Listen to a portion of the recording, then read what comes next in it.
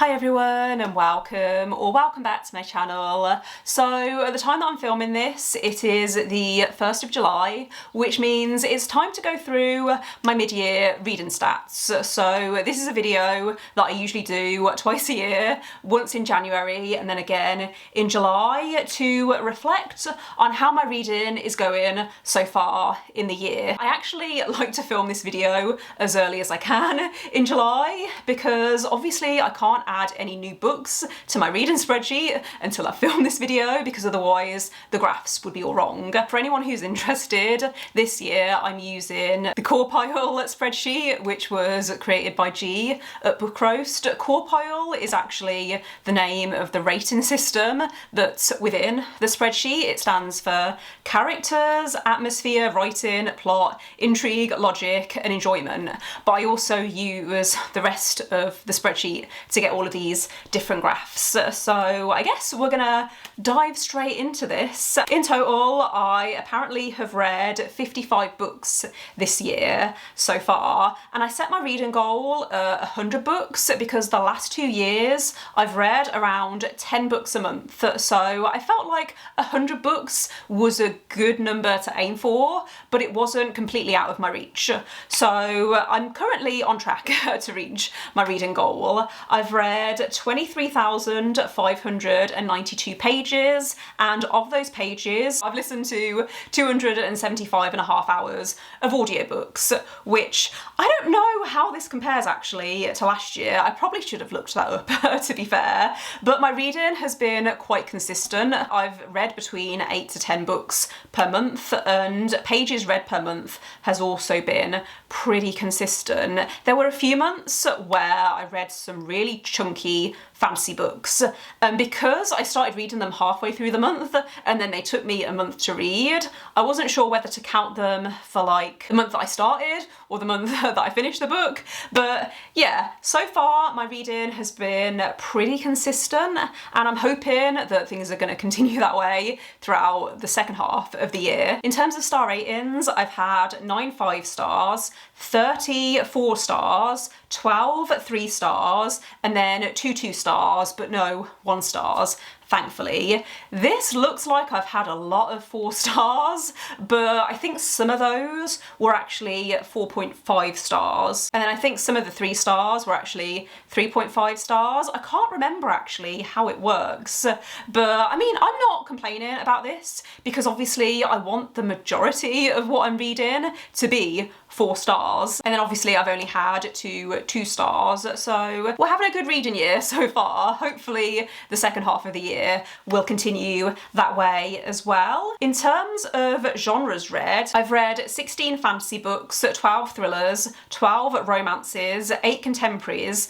and 1 sci-fi, and then I've also read a few other books like in random genres. So I've read 3 books that would be categorised as literary fiction, and then I've also read 1 horror and 2 non-fiction books. I always like it when this graph is quite broad because I do enjoy many different genres, and I actually find that the key for me to stay out of a reading slump is to switch genres. So sometimes I'm just not in the mood to read a big epic fantasy book, but I am in the mood to read a thriller or a romance. I'm glad I've read a few non-fiction books as well this year because I don't think I read any last year, or maybe I read 1, but there's quite a few celebrity memoirs that I really want to read this year, so hopefully that number will be even higher by the end of the year. In terms of reading method, around a quarter of the books that I've read were audiobooks, another quarter were physical books, and then around 44% were ebooks, and then there were 5 books that I read as mixed media. So that basically means that I either listened to the audiobook while I read physically and did like immersion reading, or I switched between, say, an ebook and a physical copy. This graph doesn't surprise me because I know that most of the books that I read are on my Kindle, but I'm really happy that I'm reading more physically because I've been borrowing a lot from my library, which I think is one of the other graphs, but I have been reading a lot of books through my library, which is, yeah, great because I love going to my local library. It always makes me feel good as well that I'm reading audiobooks, because most of the audiobooks that I read are through Scribd, so it makes me feel like I'm getting use out of that subscription. In terms of how I got all of the books that I read, around 40% were books that I owned either on my Kindle or that I owned physically, and then the rest is a big mix. I think the next biggest slice of the pie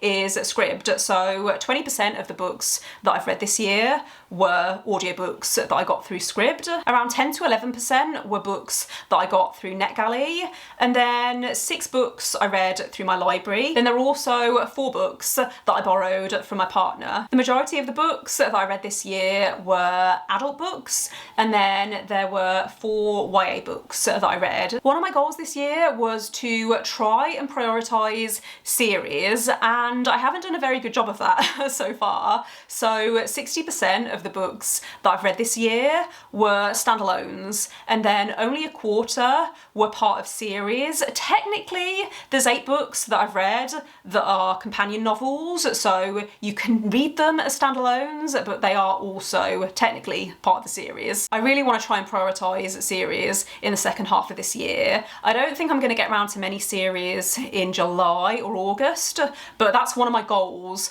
for like October to November, is to try and get through some of the series on my TBR, because there's a lot and it's a little overwhelming. The most colourful graph in this spreadsheet is my publication year pie, so I think the majority of what I've read are books that were published within the last 5 years, but I've also read a few backlist books as well. I think the earliest date in this pie is 1991, which is the year after I was born.